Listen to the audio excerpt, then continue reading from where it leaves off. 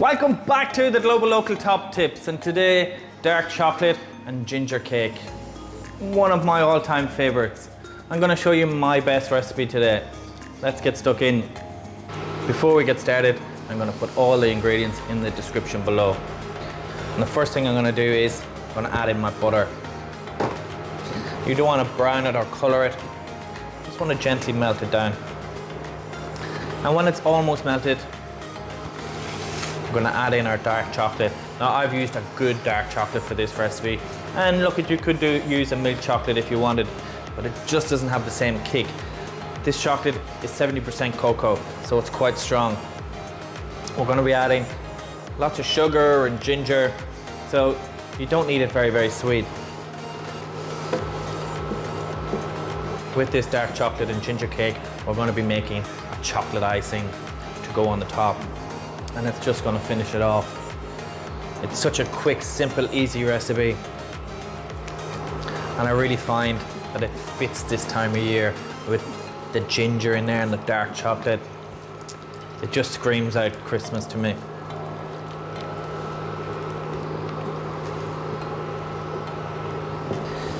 So my butter is nearly melted.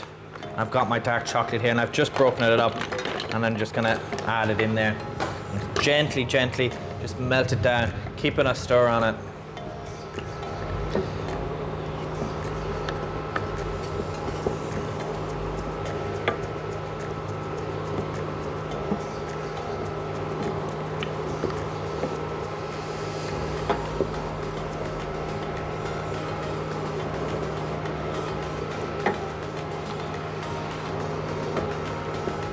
Now my chocolate's nearly melted down, and I want to add in some brown sugar.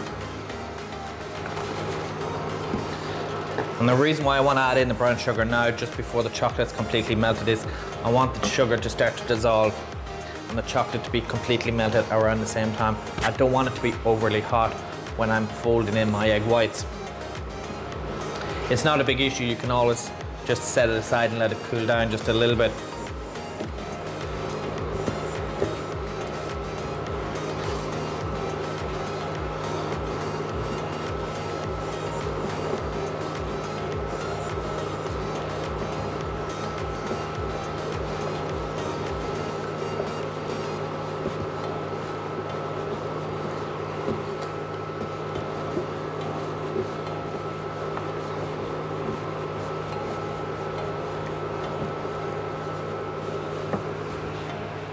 Now my chocolate, my brown sugar is all dissolved. Let's take it off the heat.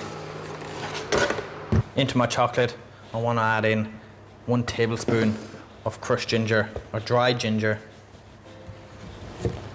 It's completely up to you which one you use.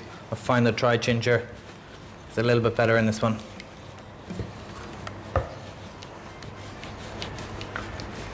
I've got some almond meal straight in. And with that, some cocoa powder.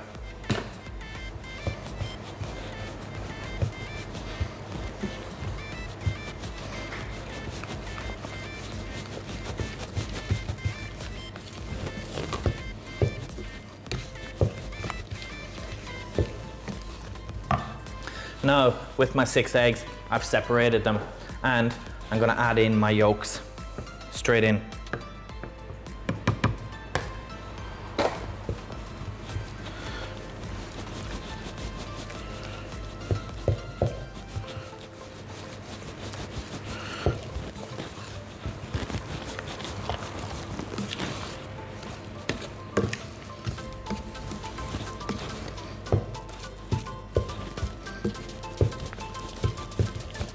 Now with my whites, I've whisked them to a soft peak.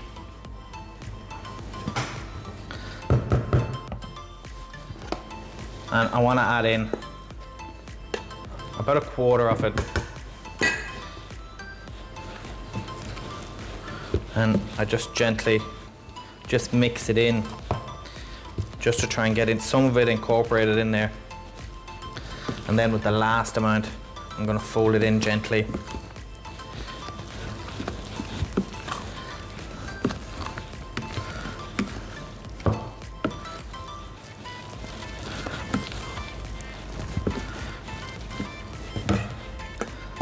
the rest in.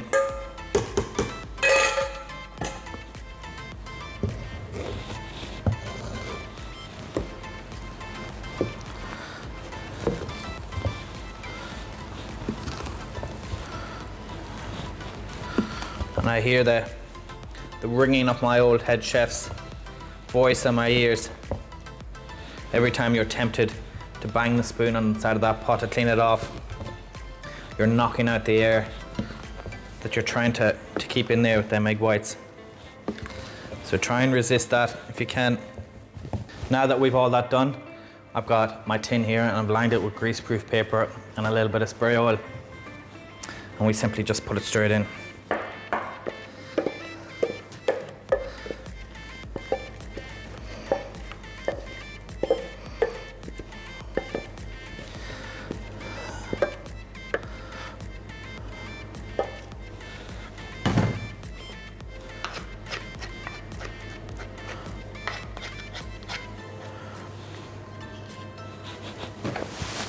Gently just give it a shake.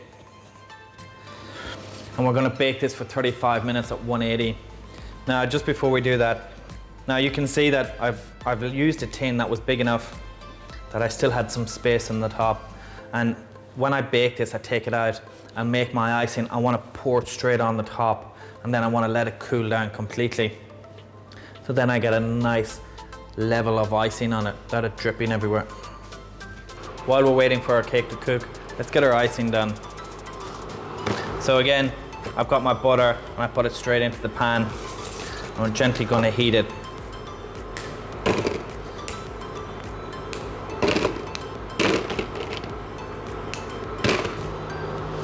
And this is such a quick icing for any cake. It's really good on a brownie or even cupcakes. Now our butter's nearly melted. Straight in with our chocolate. Again, dark chocolate. And we're just gonna gently just melt all that down.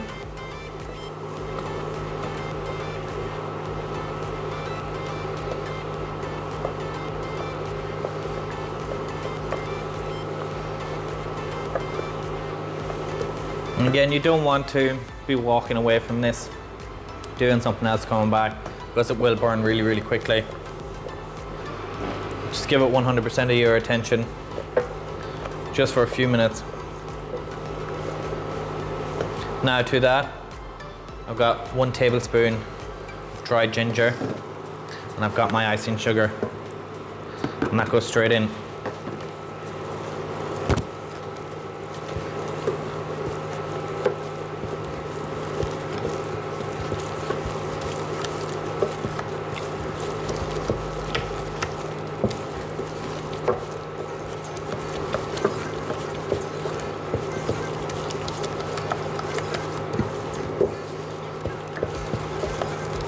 Now take it off the heat. So my dark chocolate and ginger cake is out of the oven, and I've let it rest for about 15 minutes just so it can sink down a little bit into the tray. It's got a beautiful crust on the top, but I know it's going to be so rich underneath. Now I've just got my glaze here, and I've just heated it back up just a little bit, just so it's a nice sauce consistency, and I'm just going to spread it just right over the top.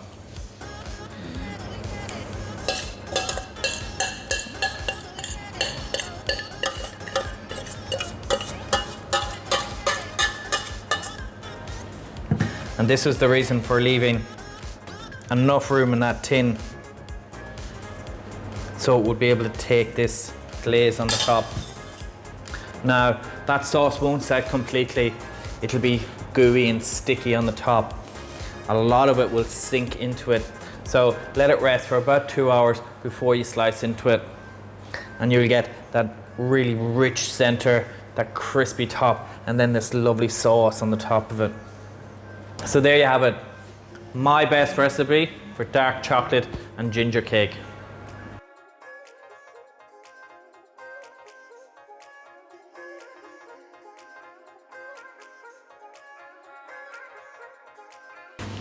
If you enjoy our videos and you'd like to support us in the future, please consider joining our Patreon group. There's some awesome extras, Q&A sessions, our upcoming cookbooks, and some unseen videos.